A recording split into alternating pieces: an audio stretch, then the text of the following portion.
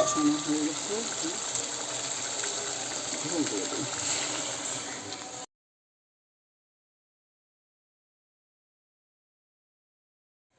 মুরগির মাংসটা হয়ে গেছে, আলু দিয়ে মুরগির ঝোল। আমি এখন আলু দিয়ে লাউয়ের ঝাল ভাজি করব। কে কে খান, কার কার এলাকায় অবশ্যই জানাবেন আপনারা খান কিনা।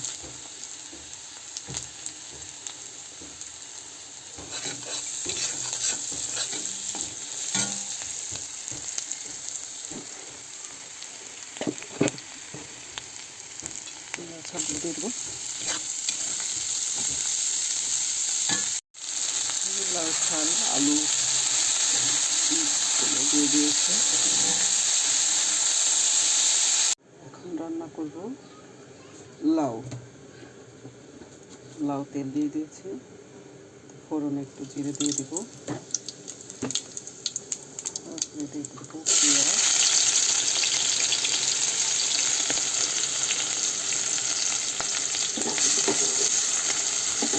আমি আজকে ডিম দিয়ে লাউ রান্না করব।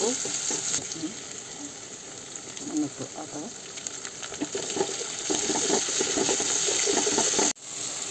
মশলাগুলো দিয়ে দিয়েছি।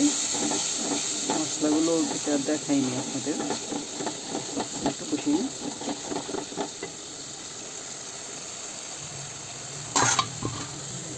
রান্না হচ্ছে সেই ডালগুলো।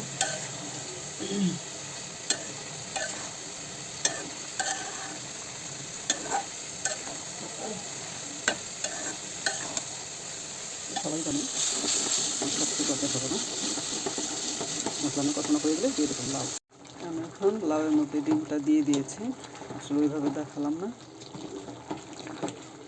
আমার ছেলে তো কোনো মাছ খায় না, ছোটো ছেলেটা, এর জন্য তাকে একটু এইভাবে রান্না করে দিলে খেতে পারে, তার জন্য আজকে মাছ দিয়ে রান্না করলাম না।